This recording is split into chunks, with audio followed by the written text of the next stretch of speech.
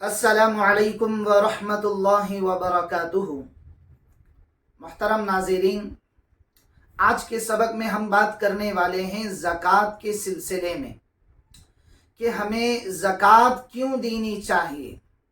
سب سے پہلے یہ چیز آج سمجھتے ہیں۔ دوسری بات سمجھتے ہیں کہ زکوٰۃ کے کیا کیا شرائط ہیں کہ جن شرائط کے پائے جانے کی وجہ سے زکوٰۃ انسان پر، مسلمان پر فرض ہو جاتی ہے، کہ جس کا ادا کرنا ذمے میں واجب ہو جاتا ہے۔ اور دوسری چیز ہم آج بات کرنے والے ہیں کہ زکوٰۃ کتنی دینی چاہیے، اور ساتھ ساتھ میں یہ چیز بھی آج ہم سمجھتے ہیں کہ کیا ایسے اصول ہیں، کیا ایسے شرائط ہیں، وہ کون سے چیزیں ہیں کہ جن چیزوں میں زکوٰۃ واجب ہوتی ہے، جن اصولوں کو سمجھنے کی بنا پر ہمیں زکوٰۃ کو نکالنا آسان ہو جاتا ہے۔ لوگ یہ سمجھتے ہیں کہ زکوٰۃ نکالنا بہت مشکل کام ہے، حالانکہ زکوٰۃ نکالنا بہت آسان کام ہے۔ تو محترم ناظرین، آج ہم سب سے پہلی چیز سمجھتے ہیں زکوٰۃ کیوں نکالنی ہے، اور زکوٰۃ کتنی نکالنی ہے، اور زکوٰۃ کے کیا کیا شرائط ہیں، اور زکوٰۃ کے کیا کیا اصول اور آداب ہیں، اور زکوٰۃ کتنی دینی چاہیے۔ یہ سارے مسائل آج کے سبق سے ہم شروع کرتے ہیں۔ تو سب سے پہلے یہ چیز ہمیں سمجھنی ہے کہ زکوٰۃ کے معنی آتے ہیں صفائی کے۔ زکوٰۃ کے معنی آتے ہیں صفائی کے۔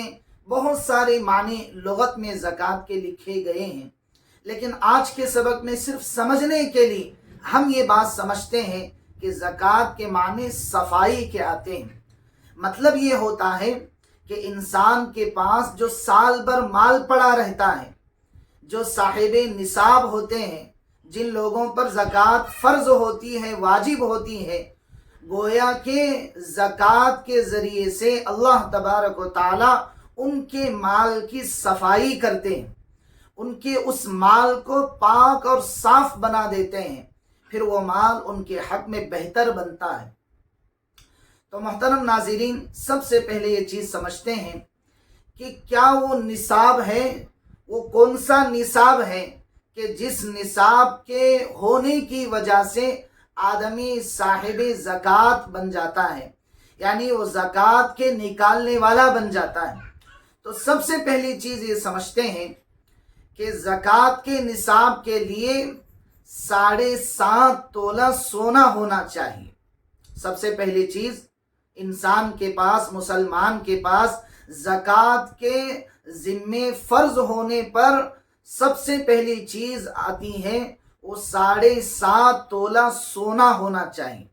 اور دوسری بات کہ 52.5 تولہ چاندی ہونا چاہیے۔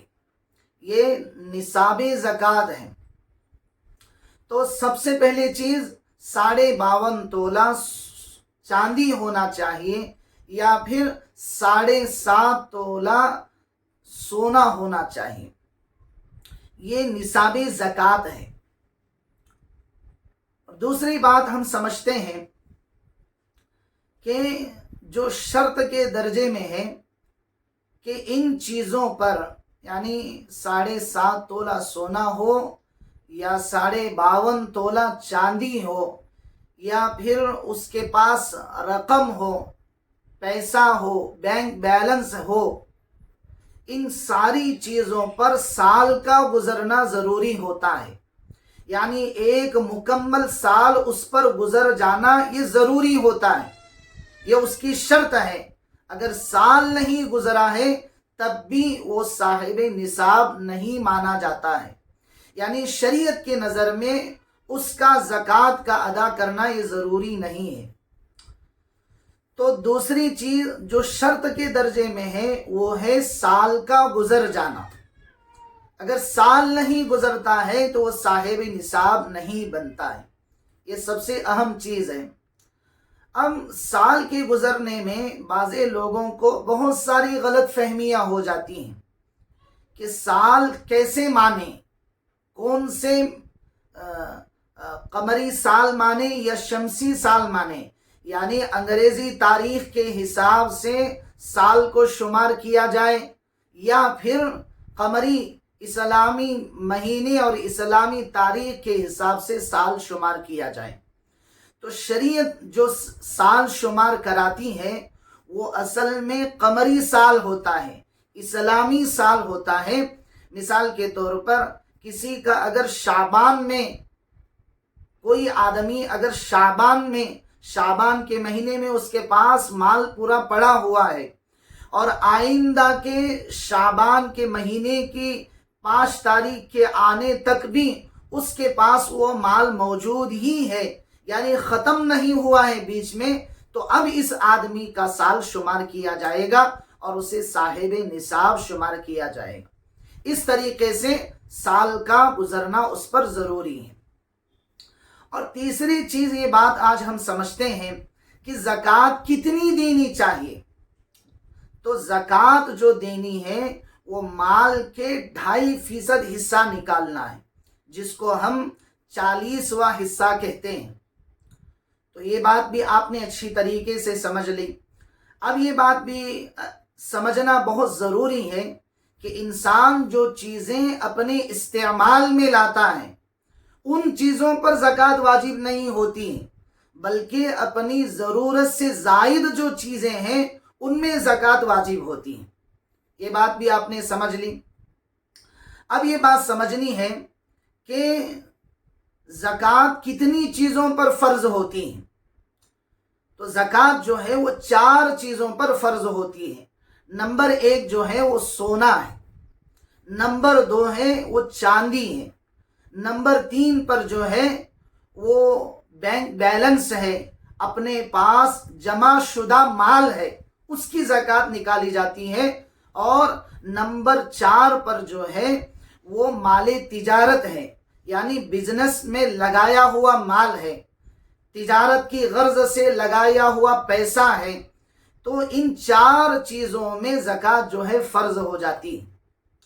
تو آج آپ نے یہ ساری باتیں سمجھ لی ہیں کہ سب سے پہلی چیز آپ نے یہ سمجھی کہ نصاب زکوٰۃ کیا کیا ہے۔ تو میں نے آپ کے سامنے رکھا کہ سونا یا پھر چاندی، اور سونے کا جو شریعت کی نظر میں جو قیمت ہے وہ 7.5 تولہ سونا ہے، اور چاندی کی جو قیمت ہے جس کی وجہ سے آدمی صاحب نصاب بنتا ہے وہ 52.5 تولہ چاندی ہے۔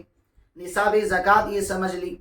اور دوسری بات آپ نے یہ سمجھ لی ہے جو شرط کے درجے میں ہے کہ اس مال پر، اس سونے پر، اس چاندی پر، اس بینک بیلنس پر، اس مال تجارت پر سال کا گزرنا ضروری ہے۔ اور آپ نے ساتھ میں یہ بھی سمجھ لیا کہ سال کیسے گزرنا ہے، کہ مثال کے طور پر ایک آدمی کے پاس اس مہینے یعنی شعبان کے 1 تاریخ کے اندر اس کے پاس مال ہے، اور آئندہ سال کے شعبان کے 1 تاریخ تک بھی وہ مال موجود ہے، تو بھی اس پر زکوٰۃ کیا ہوتی ہے؟ فرض ہو جاتی ہے۔ تو اس طریقے سے سال کا گزرنا ضروری ہے۔ ساتھ میں یہ بھی آپ نے سمجھ لیا کہ کون سا سال شمار کیا جاتا ہے شریعت کی نظر میں، تو اسلامی سال شمار کیا جاتا ہے۔